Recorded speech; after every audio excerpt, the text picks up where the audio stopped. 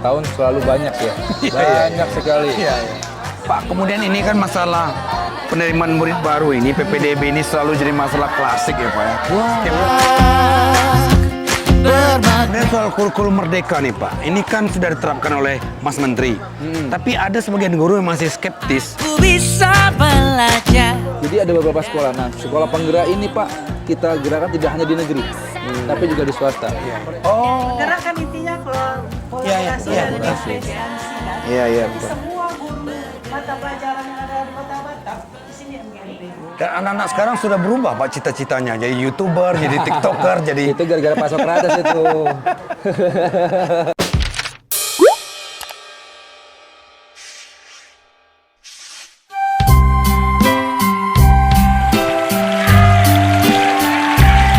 Saudara, masalah pendidikan tidak hanya soal penerimaan murid baru yang selalu jadi masalah setiap tahun. Dan itu selalu berulang. Dan sampai hari ini belum ketemu solusinya. Banyak lagi masalah pendidikan yang perlu kita bahas dan carikan jalan keluarnya. Soal kualitas pendidikan, kemudian soal kesejahteraan guru, soal kondisi bangunan, serta sekarang dengan konsep Merdeka Belajar dan Sekolah Ramah Anak. Hari ini saya akan wawancara dengan Kepala Dinas Pendidikan Kota Batam, Bapak Tri Wahyu Rubianto. Ikuti terus Sokrates Talk.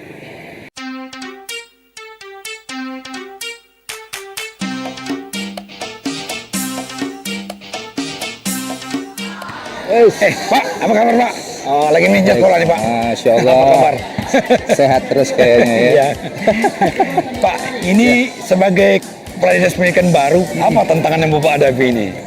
Kalau tantangan pendidikan setiap tahun selalu banyak ya. Iya, Banyak sekali. Iya, iya. Mulai dari sarana prasarananya, dari peningkatan mutu gurunya, siswanya, kemudian banyak hal lah termasuk komunikasi dengan orang tua wali dan regulasi, perubahan regulasi.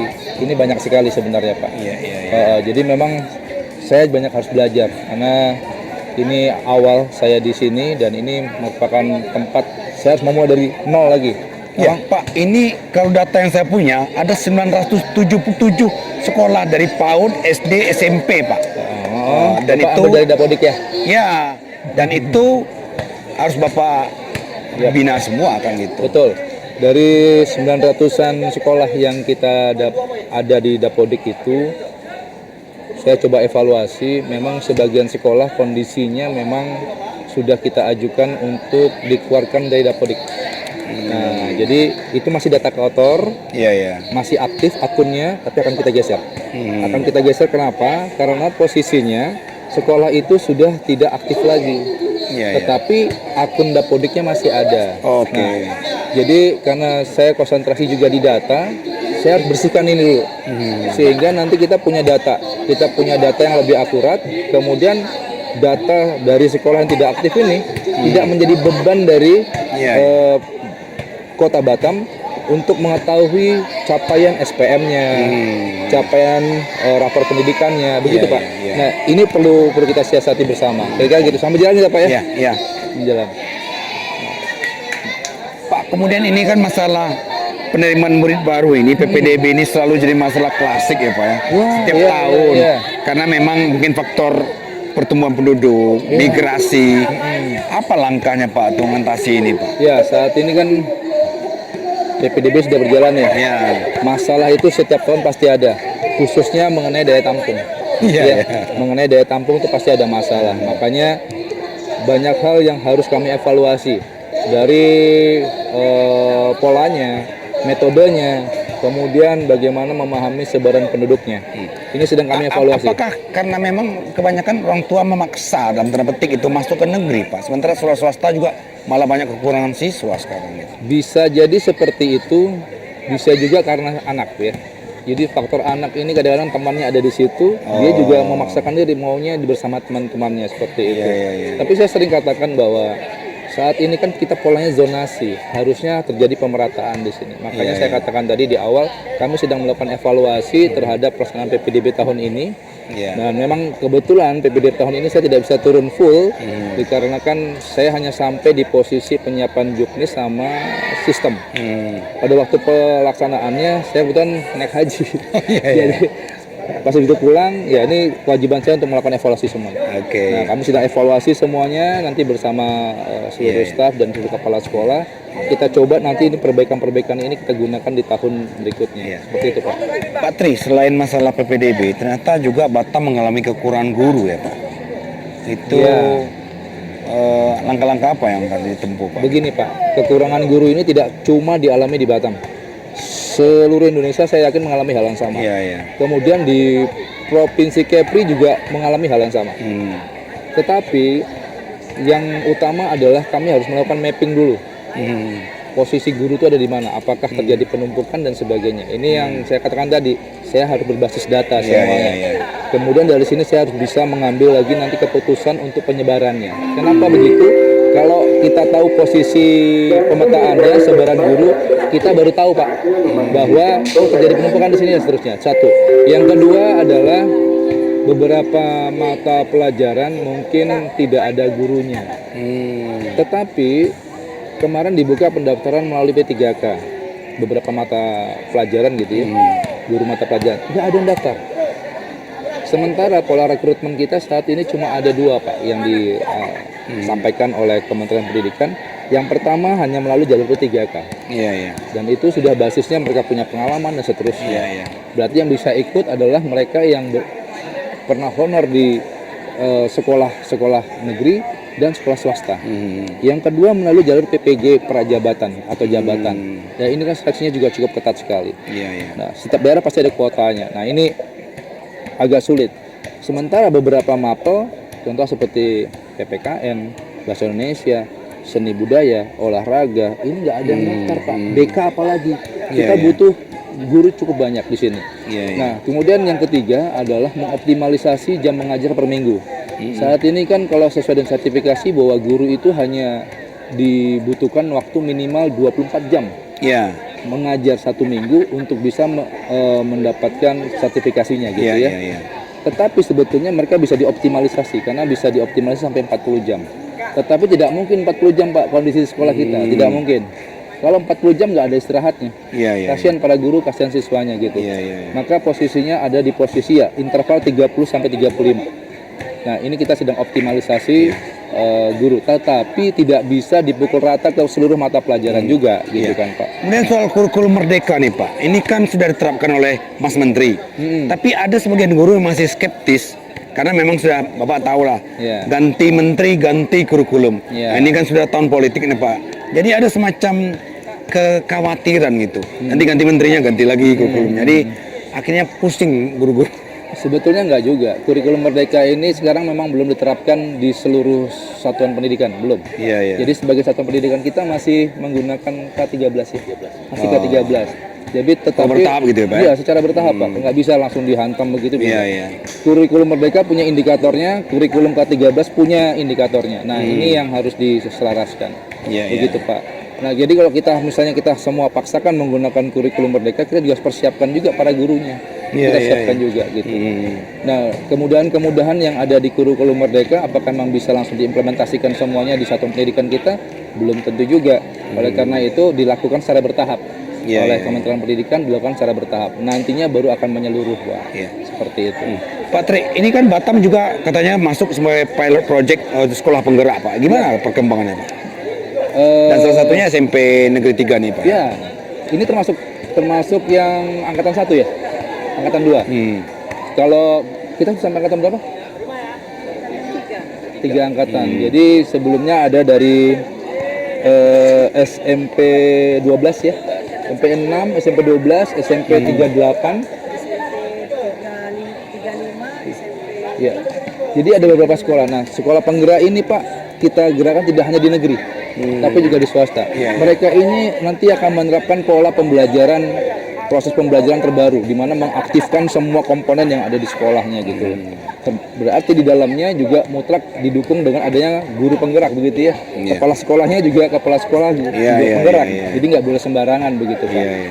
Nah, ini bagus sebetulnya program ini, cuma banyak catatan-catatan yang kami diskusikan juga kemarin dengan BGP. Sama ada kekhawatiran yang saya sampaikan kepada BGP, jangan sampai kebijakan ini menciptakan sebuah komunitas eksklusif. Kita khawatir di sini nanti akhirnya ada gap. Iya, iya. Nah, makanya saya berharap para teman-teman dari sekolah penggerak yang di dalamnya ada guru penggerak itu bisa merangkul semua komponen yang ada di sekolahnya, sehingga tidak terjadi sebuah komunitas yang sangat eksklusif begitu. Iya.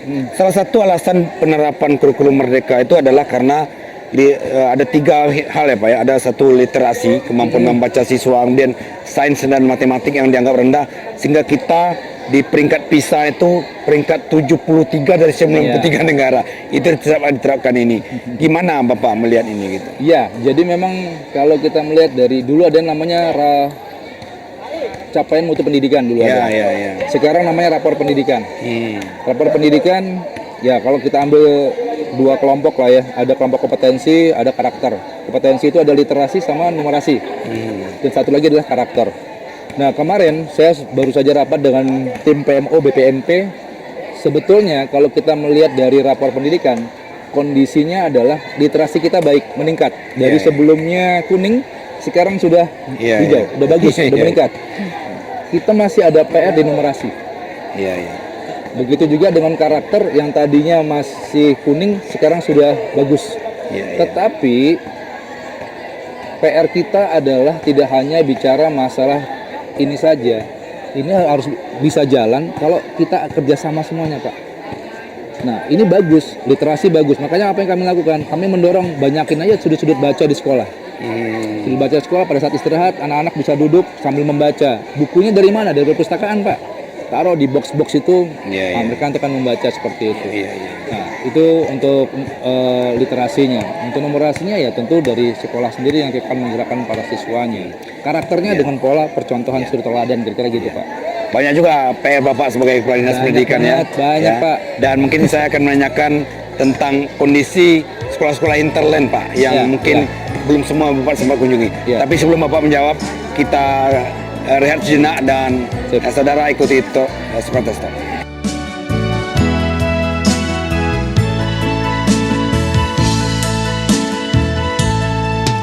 Oh ibu dan ayah, selamat pagi. Supaya belajar sampaikan nanti. Nah, saudara, saya masih bersama Pak Tri Wahyu Rubianto dan kami akan meninjau ruangan multimedia SMP Negeri 3 Batam. Pak, bisa kita lihat ya Pak ya? Silakan.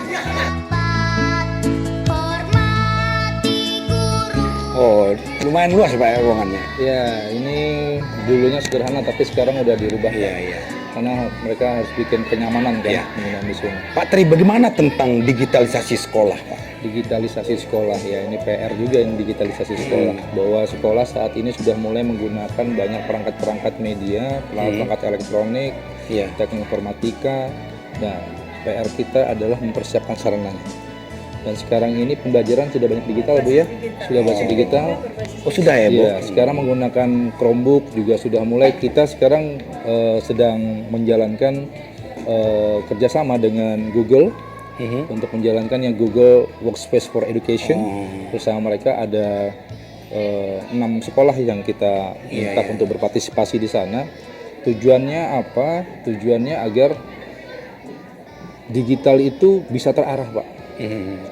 Terus semua manfaat teknologi digital itu bisa betul-betul digunakan untuk perkembangan pendidikan. Begitu Pak. Dan anak-anak sekarang sudah berubah Pak cita-citanya, jadi YouTuber, jadi TikToker, jadi Itu gara-gara Pak Sokrates itu.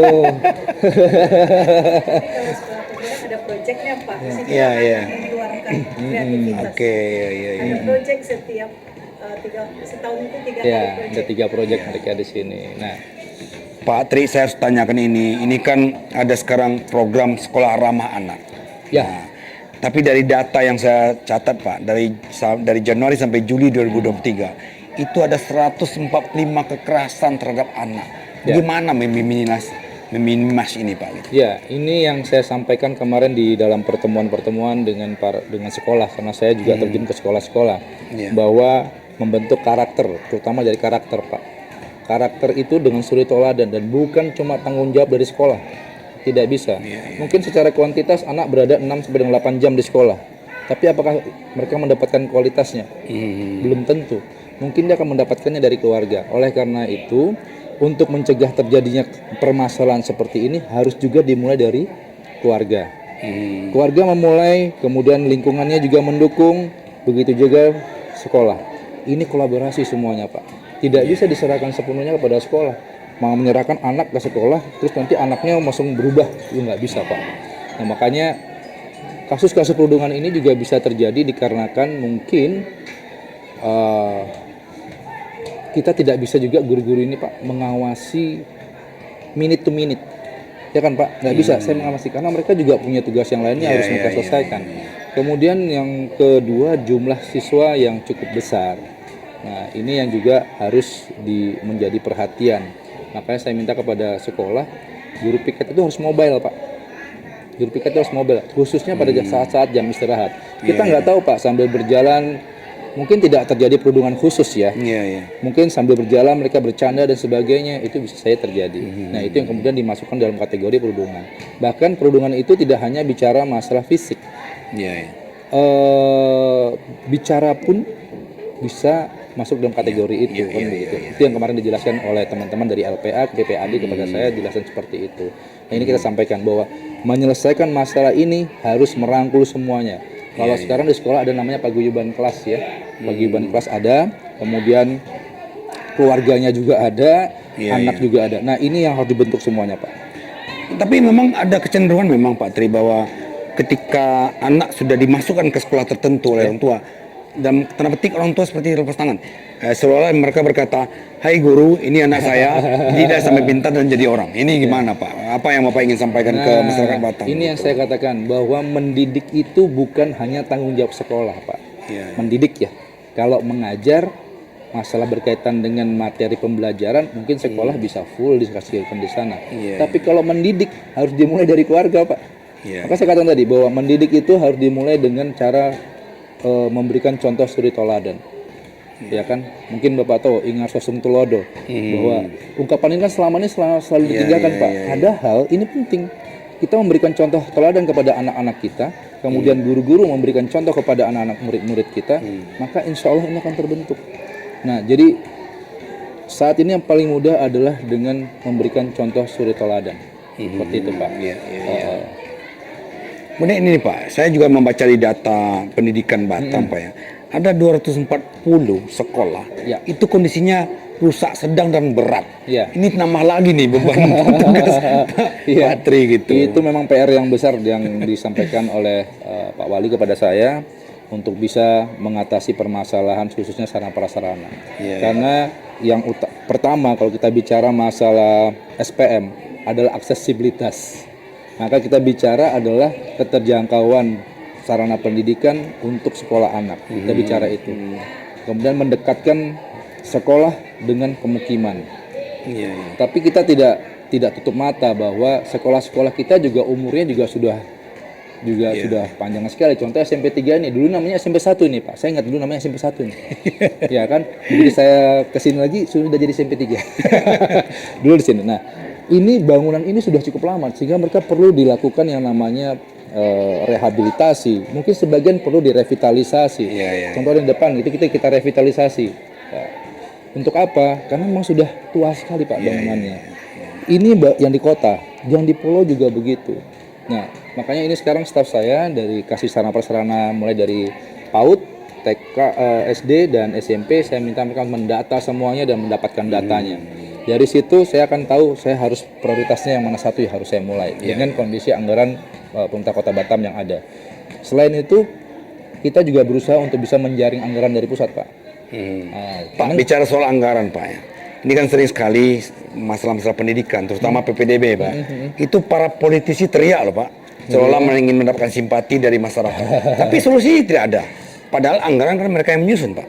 Nah, apa upaya pendekatan Bapak ke DPRD untuk menjelaskan ini?